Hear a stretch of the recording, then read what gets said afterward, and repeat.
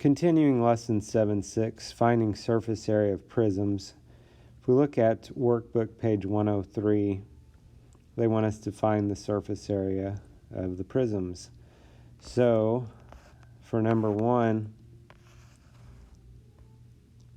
I'm going to just try to mark this off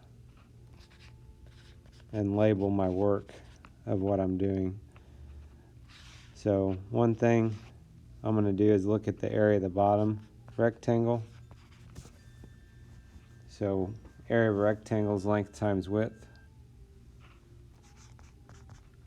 So that would be 8 times 5, which is 40.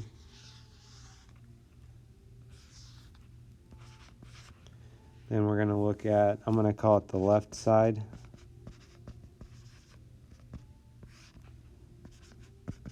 Which is this one over here. That's a rectangle also. And that one, you can see the 6, the other dimension you don't see written over there, but if you look, that would be 5 feet. You can see from this over here. So that would be a 6 by 5 rectangle. Area would be 30. And then we've got the right side, I'm going to call it, which is kind of that slanted side, is this one here. And that would be 10 by 5.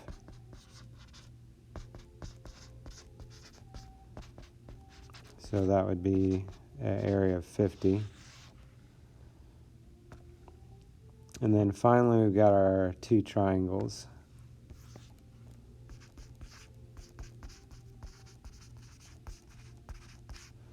And remember, the area of a triangle is half base times height.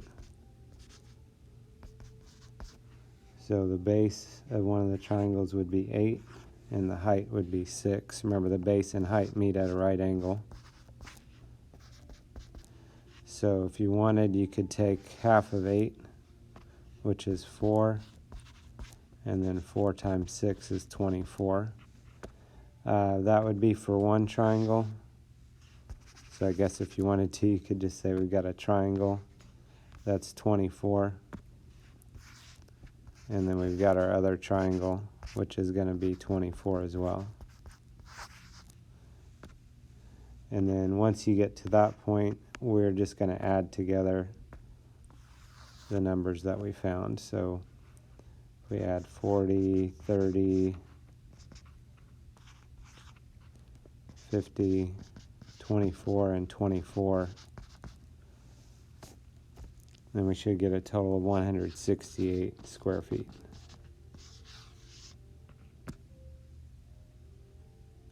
So like I said, the more organized you can be with your work, if you can start with formulas, if you can number your steps of what you're doing, draw lines in between, or just have it nicely separated from each other somehow, that really makes it a lot easier, and it's going to help you to be able to get the right answer more often. Number 3, we've got a rectangular prism. So for this one, we've got basically these we can do in sets if you want. So if you want to say the front and back are going to be the same as each other, so I'm going to call like this is the front, okay? So area of a rectangle is length times width, so that would be 5.8 times 2.2, and we're going to have to multiply that by 2 because we have a front and a back that are identical. You could otherwise work them out separately. You could find the area of one and then find the area of the other one separate, list it separate, and do it that way if you want. Anyway, this should come out as 25.52. Besides the front and back, another thing we've got would be the sides. So the sides I'm going to call like this over here. Those are rectangles also. So length times width, that would be 5.8 times 3.7. And once again, we have 2 of those as well. And so that would be 42.92.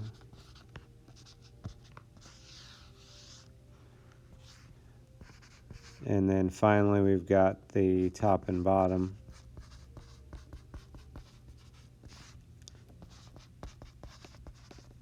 So top and bottom would be 3.7 times 2.2.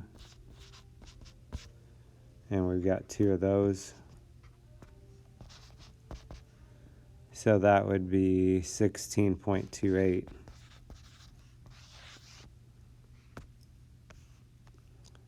And then finally, we can add these together. The nice thing about numbering your work is even if you are a little bit scattered on how you write things on your paper, it's still easy to follow your steps. So if you add those together, you should get 84.72, and that would be square meters.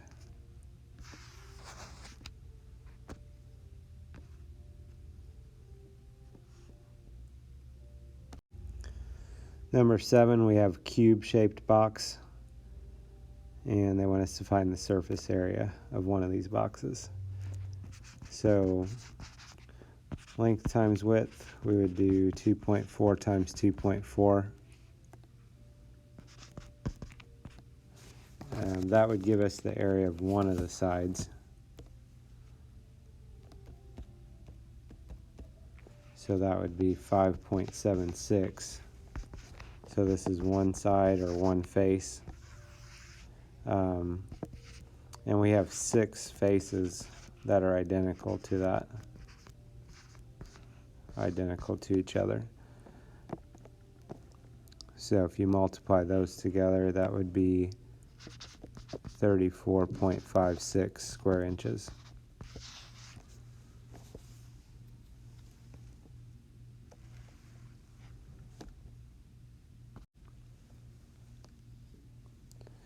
Number 9, we have 2 people that draw cubes. Each side of Aisha's cube has a length of 7 meters, and each side of Michael's cube has a length that is double the length of Aisha's cube, and they want us to compare the surface areas. Okay, so initially you might look at that and say, well, the length is twice as much, the surface area is going to be twice as much. It actually doesn't quite work out like that. So think about this cube.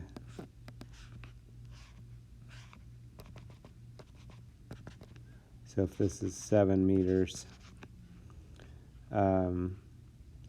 area of one side, length times width, so 7 times 7 would be 49.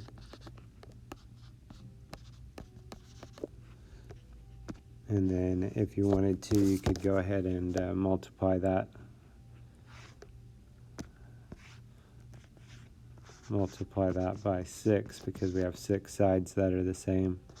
That would be 294 square meters. And then for the other one, if the dimensions are double, instead of 7, they're going to be 14 each. So 14 meters, 14 meters.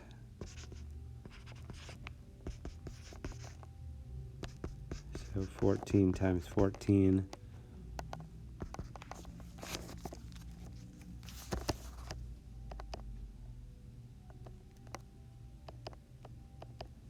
is 196.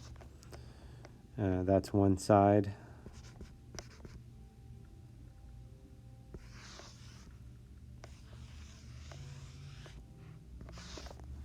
And then we need to multiply that by 6. Is 1,176 square meters. And then to compare them, I mean, obviously we can say the second one's bigger than the first one, but we want to be more specific than that.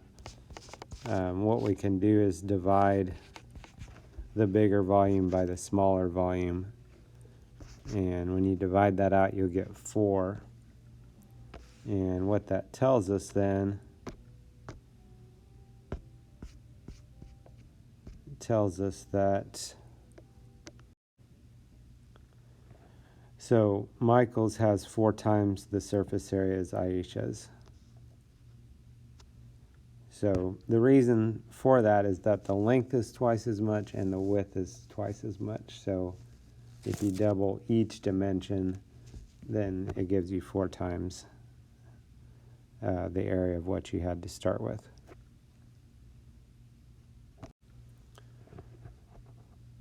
This next part, they want us to fill in the area of each color tile. So number 11, black tile, 4x4, so 4 times 4 would be 16 square inches. Red, 2 times 2 would be 4 square inches, and a green, 8 times 8 would be 64 square inches.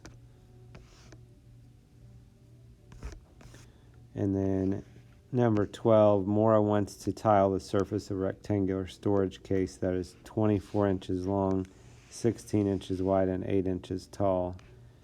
So if she uses all green tiles, how many tiles will she need? So if we think about the green tiles, they're 8 by 8. So you want to try to draw out a picture of what's happening here maybe.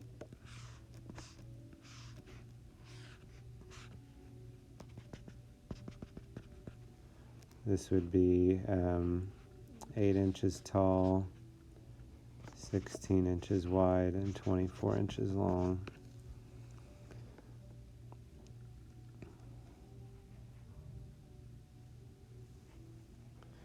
So a couple ways we could do this. One way would be we could